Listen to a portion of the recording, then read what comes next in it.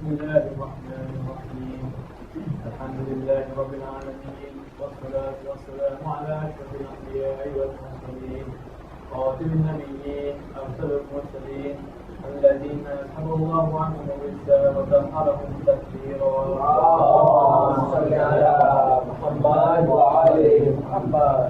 ما بعد فقد قال الله سبحانه وتعالى في القرآن الكريم وقالوا الحق بسم الله الرحمن الرحيم الذين ينفقون في السراء والضراء والكاظمين الغيظ والعافين عن الناس والله يحب المحسنين صدق الله العلي العظيم. اللهم صل على محمد وآل محمد. My elders, brothers and sisters in Islam, Assalamu alaikum wa rahmatullahi wa barakatuh. Continuing from our discussion last week, we were discussing on the disease of the soul. We discussed the first disease, which is self-admiration, and we understand that self-admiration is when you recognize yourself, or rather you consider yourself to be more superior than others in what you do or what you say or what you believe. That means either to be in good deeds or in vicious deeds. And we understand that self-admiration is a disease of the soul because of the consequences that it has. And we also have learned what are the ways of countering this disease, what are the medicines for this disease. Today I'd like to touch on the second disease of the soul, which is anger. There are six diseases I mentioned. There is self-admiration, which we discussed last week. There is anger, riya, which is showing off. Asabiya, which is prejudice, and hasad, which is envy, and riba, which is backbiting. Okay, so what is anger? If I were to ask a young person what the meaning of anger is, he would tell me that my father scolds him because that is something he didn't like. If I ask a student what anger is, he'll probably tell me we didn't do lesson in school, he just scolded us. If I ask a person who in the work field, and what do you mean, what is scolding to you, he'll say my boss scolded me because I did not deliver certain deadlines. So what is this anger? You have always assumed anger is something that somebody does out of shouting or turning off. But what is anger itself, the scientific part? Anger is actually a psychological state in the mind. What is the state? This state is a result of the agitation of one's inner self, or the desire to seek revenge. Agitation is somebody has inside his heart or inside his mind, and that agitation causes him to act or say something out of anger. So when the person is in this kind of state, the more agitation he has, the more anger he will feel.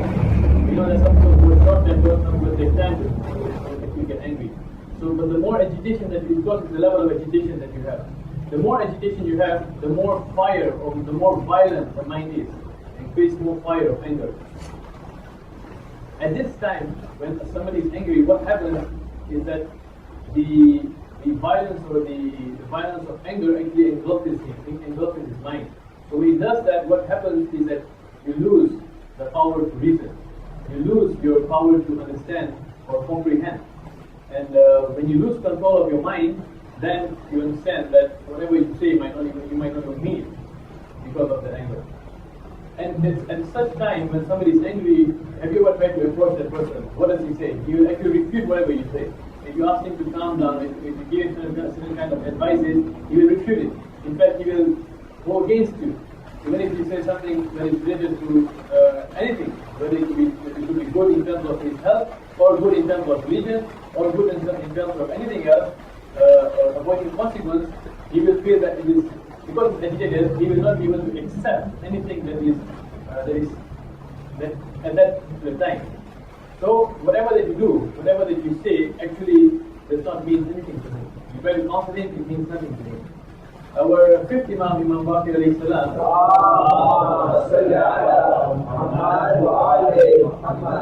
this is what he says. Indeed, this anger is a spark that is lit by shaitan in the heart of the son of Adam. Imam Baqir says this to us, that anger is a spark that is lit in the heart of the son of Adam, and we are all the son of Adam. That is a spark. Now we must understand that when somebody is more violent, and he needs to calm down, you will see to a certain extent, some people go to the extent of hurting somebody or hurting themselves, or even causing some kind of harm, maybe not to an individual, but to the things, like throwing things away from that area. And This is as a result of that kind of anger. So we can understand what kind of extent this anger can do. Anger has actually got a very devastating effect. Sometimes only those who see anger on somebody else, or who see somebody else angry, will understand that. But it's important for every one of us to understand what are the devastating effects of anger. When you're angry, you actually have unreasonable behavior. You do not realize that. Unless if someone has taken a video of you, you'll be embarrassed later. So you have unreasonable behavior, you have irrational acts. You do certain things which are not rational, which are not in accordance to a proper comprehension of what a person should do at that particular time. And at that particular time, the tongue goes out of control. And that's where the vulgar language sets in. Or you will tend to speak bad about that person. So in times you will give up, it's another disease, and so on and so forth. And this kind of abusive language, you utter to somebody, you do not realize that sometimes you don't know upon whom you are angry, and you end up slandering that person. Be it the person who inspires, your friend, your family, you will not know. And to a certain extent, this anger can even lead to murder of people. You can see the extent to which anger can actually lead. And you will wreck the lives of the people, the creatures of Allah subhanahu wa ta'ala, and you will disturb their life.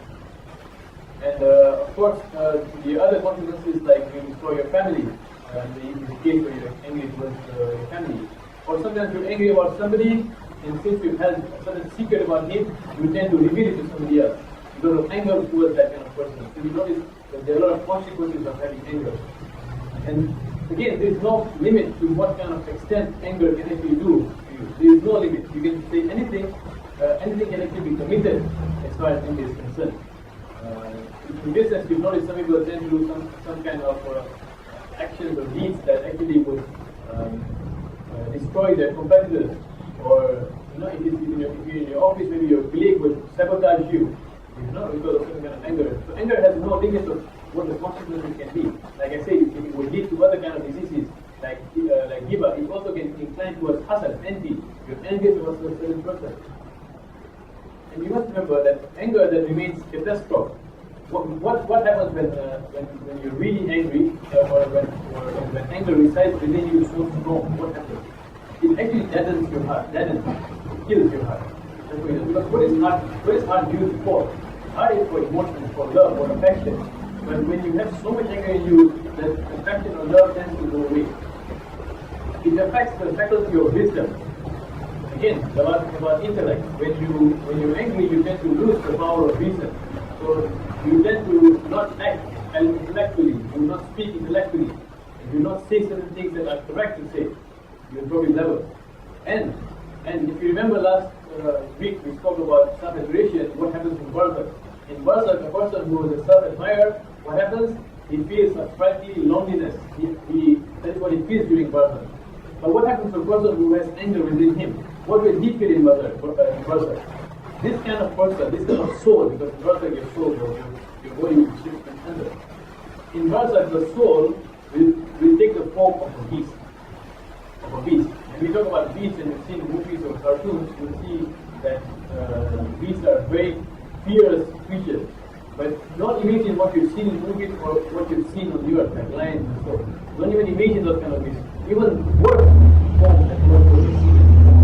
That is what happens in Barzakh for a person who has anger residing in him. Again, our fifth Imam Baqir alayhi salam.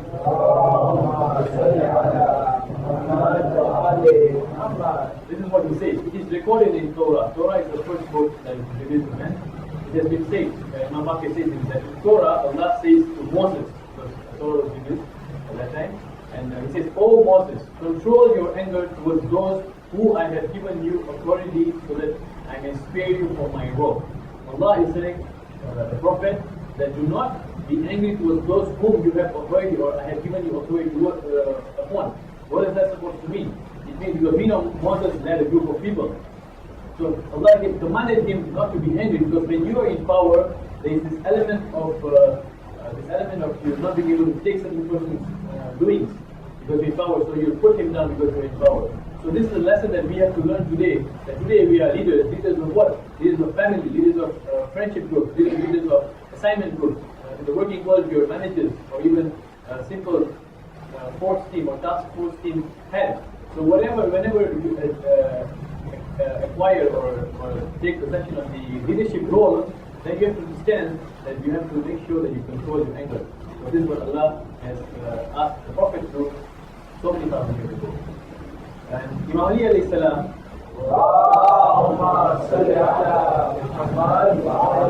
there's this to say, very interesting and very peculiar. Protect yourself from anger because it is the beginning of insanity. Insanity. Nobody wants to go to the stage of insanity. Nobody wants to be called you're mad, right? Somebody says mad.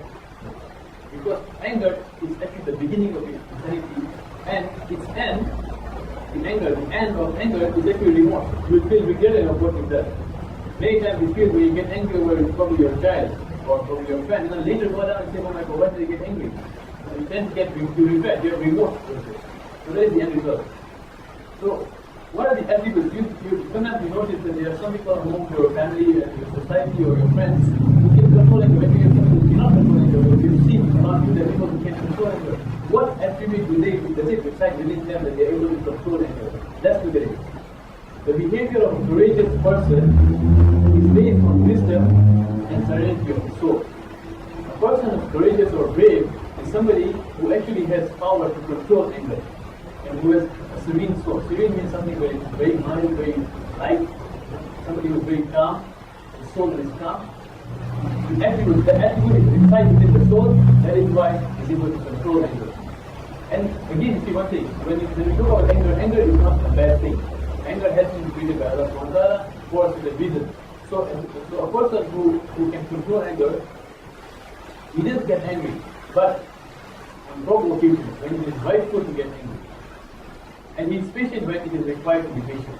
He gets angry when it is required to get angry, and he is patient because he knows within his intellect and his wisdom is still one. So he knows whom to forgive and whom to overlook. Again, anger is something that a man must possess for his to ascertain his manhood, but it must be correctly utilized. Your anger should be correctly utilized. And then another thing, an anger of a believer it must be for the sake of Allah subhanahu wa ta'ala only. That means in any action that you do, you must understand that it is for the sake of Allah. So if you understand that this anger is going to be resulting in consequences that are deterring or not satisfying, then you know that it is for the sake of Allah.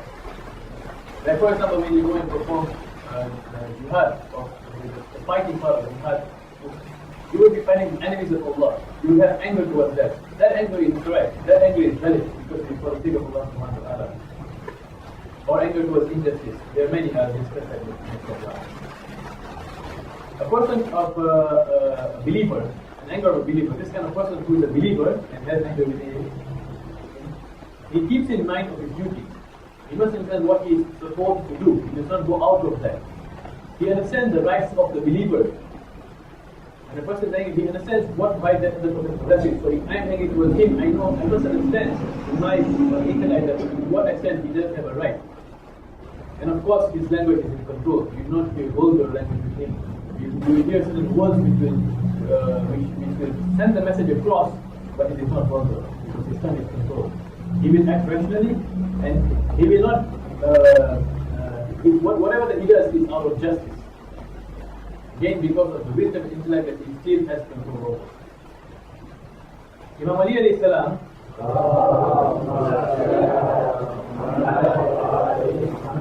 has said the most powerful person in the world is not somebody who is a weightlifter or a person who can is macho.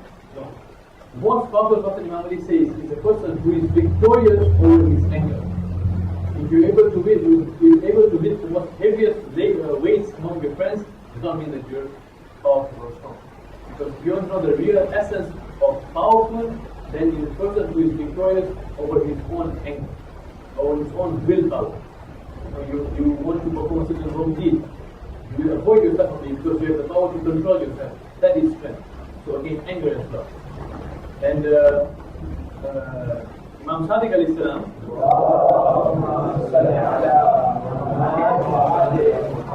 they say one who restrains anger, that means the person who controls anger, what happens? Allah guards His secrets. All of us have a lot of secrets that we like to keep to ourselves. But Muhammad says that if you want Allah to keep your secrets, then control your anger. What is that?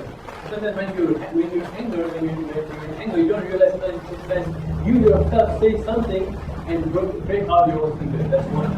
The second one, if you say something you're angry about somebody else, that person is one that leaks out your secret. So, when you control your anger, it's naturally, let's say you don't have to. That is how Allah actually protects yourself. Now, you see, anger can be provoked in two ways. Either somebody provokes you, or there's an internal self-provocation. So, when anger is provoked, what should you do? You see, when you're angry, the earliest part, or the best part to control yourself is the initial part of the anger. Because at that point, your wisdom and your intellect is still on. You're still able to act correctly or reasonably or rationally.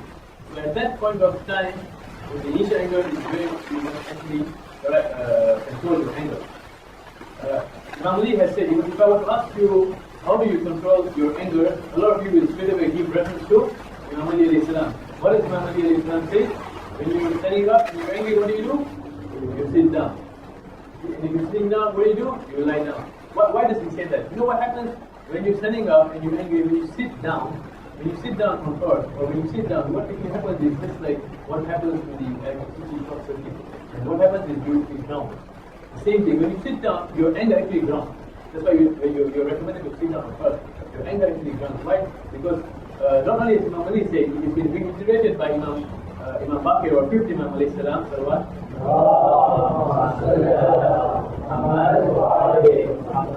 Imam Baqir also says the same thing that his grandfather said, that when you're angry, you sit down. Why? Because you actually remove the filth of shaitan within you when you sit down. Especially on earth, because you ground. Okay? So that is what Imam Ali and Imam Baqir both have said. But in addition, we know that is one of the ways. There are many ways that are discussed on how to cure anger, This is the initial one that everybody knows, therefore. But Imam Baqir has also said that if you're angry with your family member, I think about immediate family member, not a family. When you're angry with your family member, you go and you touch them. Not hit them. The touch is not hitting. The touch is touching them. Why? Because there is a connection of love that resides between you. Because you're blood. Same blood. And when your father pets you, or your mother pets you, or your elder sister or somebody pets you, you will feel some kind of current. What is that current? That is the affection of love. It only resides within the family. Likewise. So when you're angry, especially with family, go and at least have that wisdom in you. If you're doing that because you want to hit him, but you seek comfort and control your anger. The other ways of how you can cure this disease. You must understand that what anger that you have is actually a gift or something that has been granted from Allah subhanahu wa ta'ala. And whatever that Allah has granted you, you must be justice on it. Because you're answerable for what you do or what Allah has given you. So, why has Allah granted this gift of anger and mankind? The reason why is because it preserves humanity. Wow. How would you preserve humanity? In humanity, what is humanity? Humanity is you understand the person's rights and you actually ensure that it is not violated. You will not go and when you went on somebody, you talk to him nicely, you talk to him politely. This is all about playing somebody in need, you will assist him. That's all about humanity. So anger was given to preserve humanity. But how does it preserve humanity? Because of justice. When something wrong is being done, that is when you correctly utilize the anger within you to get angry and send the message of God. Same thing happens in the house. Discipline among the family. Your father, when you do something wrong when you're young, at a certain age, which normally has guided us on how to take care of our children usually, when he's young, of course, act like a king and not treat him very well. And as he grows up, then you treat him like a slave, and so on and so forth. At a certain point of time, that the father or the mother, whichever applicable or whenever applicable, will exercise anger upon the child to discipline him. And it is only that certain tender age of very young, 5 or 6 or 9, where anger actually helps in developing the child. It's very important for parents. Like I mentioned, protection of human rights, but of course also the safety of the divine laws. You want to protect the message of Islam. How do you protect the message of Islam? When something wrong is being done, again, you go against it. You make yourself your message don't cross, or when you jihad you fight. But when you abuse this power of, because anger is a power that Allah has granted you. Remember, anger is among 4 things that has been granted to humans but not to any other creature in this world. What are the 4 things? Reason, anger, intellect, and desire. These are the only 4 things that have been granted to humans. Animals only have desire and anger. Angels only have intellect. They don't have willpower, no reason. Humans have been blessed with these 4 things. But when you abuse any of these 4, then there is a consequence. Then there is a danger. There is a danger and a consequence of that. So same thing with anger. It's something that's been granted to mankind, but if you abuse the anger and go out of your way and do abuse the power that you have as an anger, then of course you will deserve punishment. Like I mentioned, in Gaza, your soul is only. So, like I mentioned earlier, provocation can be both outward or inward. You cannot tell somebody, hey, don't make me angry. Because he may get angry, it's his willpower. It's upon you of how you control that anger. But there's also a provocation from the inside. What is this inside provocation? Well, there are many. One of them is what I discussed last week, self-admiration. When you have self-love, when you think yourself too much of yourself, you're not able to take what other people tell you. That will inspire or ignite fire in you. So remember, control that.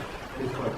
Love for wealth, or what we call it, honor or prestige. When you have greed for certain things, when you have certain kind of greed, then you make sure that you won't attain it. When you don't attain it, anger will start in. This happens a lot, especially for businessmen who are out there to make as much as profit.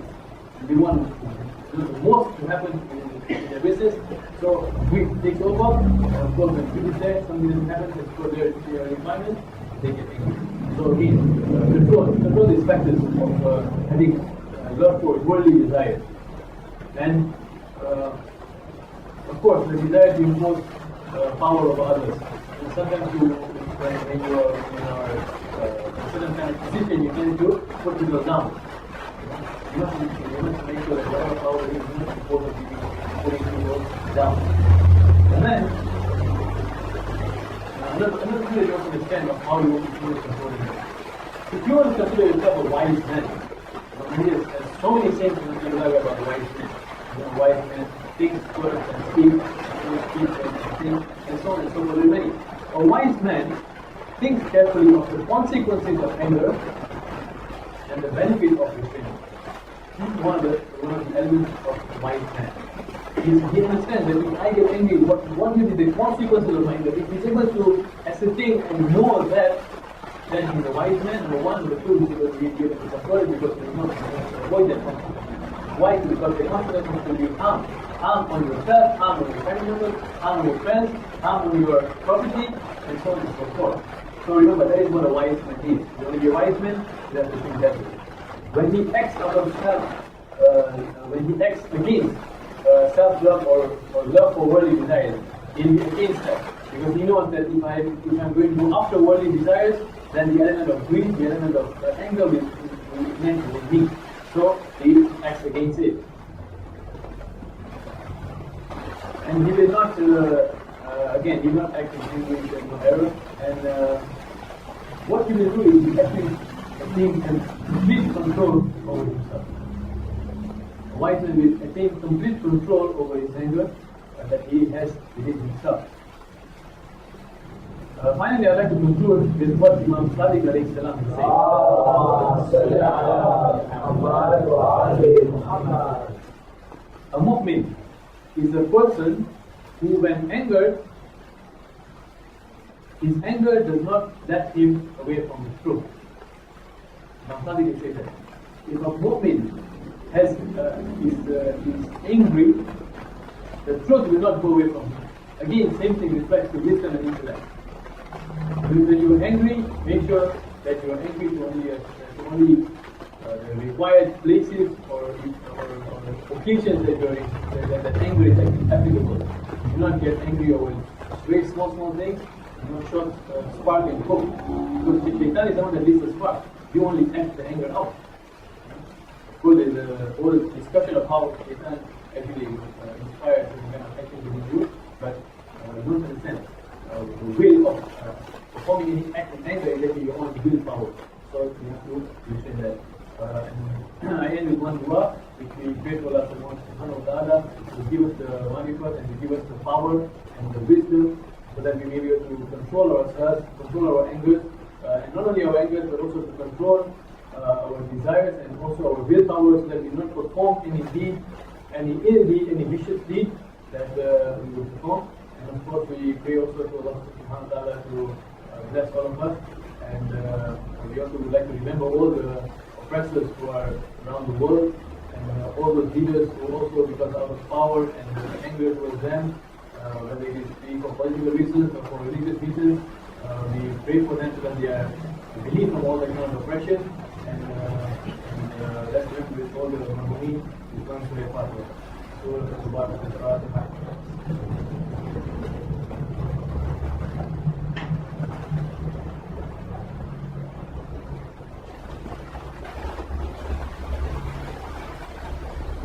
صلوا على محمد وآل محمد.